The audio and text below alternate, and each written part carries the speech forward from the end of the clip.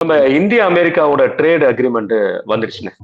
அதாவது ம். எந்த நாட்டுக்குமே இல்லாத பெர்சன்டேஜ் 18%. ஈவன் தோ டெக்ஸ்டைல்ஸ்க்குமே வந்து 18% வந்து வரி வீச்சிருக்காங்க. இது ம். வந்து கண்டிப்பான முறையில நமக்கு பார்த்தா ஒரு விதமான கண்டிப்பான ஒரு முன்னேற்றத்தை தான் இந்த ட்ரேட் டீல் காமிக்குது. ஆனா இங்க வழக்கம் போல எதிர்க்கட்சியில இருந்து சொல்லக்கூடிய விஷயம், ராகுல் காந்தியில இருந்து ஆகட்டும், பலருமே சொல்லக்கூடிய விஷயம், இந்தியா அமெரிக்கா கிட்ட அடிபணிஞ்சிருச்சு. அமெரிக்காவிடம் வந்து மண்டியிட்ட இந்தியா, மண்டியிட்ட பிரதம மந்திரி அப்படிங்கிற மாதிரி விஷயங்களை காலையில இருந்து பரப்பிட்டு இருக்கிறாங்க. இதை எப்படி பாக்குறீங்க இந்த ட்ரேட் டீல்? அதாவது உலக நாடுகளோட ஒப்பந்தம் போடுறது, ஒரு நாட்டோட ஒப்பந்தம் போடுறது, இதெல்லாம் வந்து இந்தியா பல காலங்காலமா செஞ்சுட்டு தான் இருக்காங்க. அது இந்திரா காந்தி காலத்திலருந்து, நேரு காலத்திலருந்து, இந்திரா காந்தி காலத்திலருந்து, லேட்டஸ்ட்டாக குளோபலைசேஷன் ஆ 91ல காட் டங்கல் ஒப்பந்தம். அன்னைக்கும் இடதுசாரிகள் கடுமையாக எதிர்த்தார்கள். மற்றவர்களும் எதிர்த்தார்கள்.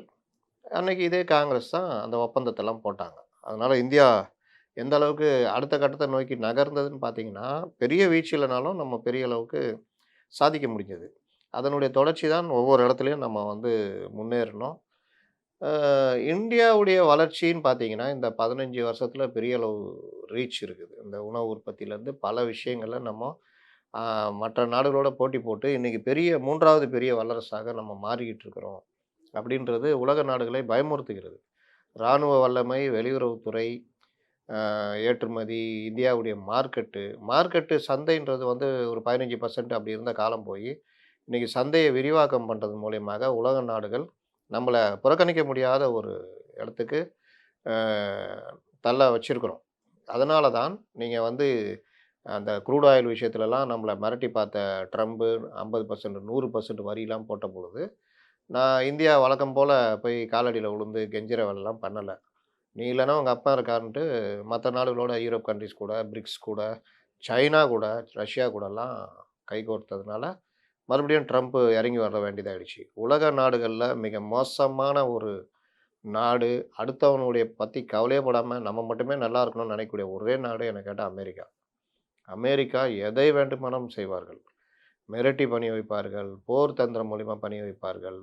ஒரு நாட்டுக்குள்ள புகுந்து அந்த ஜனாதிபதிகளே அந்த அதிபர்களையும், அந்த பிரதமரையும் கைது செய்து, இவர்கள் அத்துமீறுவார்கள். என்ன வேணா செய்வான். ரவுடி பையன் மாரி. அந்த மாதிரி இருக்கிற ஒரு கண்டிஷன்ல நம்மள்ட்ட மட்டும் ரொம்ப வாலாட்ட முடியாம, பணிஞ்சு போயி, ஒரு நாள் ஒண்ணு பேசுறது, இன்னொரு நாள் ட்ரம்ப் இது மோடி எனது நண்பர்ன்றது, இன்னொரு நாள் வேற ஏதாவது பேசுறது, வியாபார ரீதியாக நம்மளுக்கு தொல்ல குடுக்கறது, அ இந்த H1 விசா கேன்சல் பண்ணது, ப்ளஸ் அந்த அந்த விஷயங்கள்ல விளையாடுனது. பல விஷயங்கள் வந்து நமக்கு பெரிய இடையூறு குடுத்தது.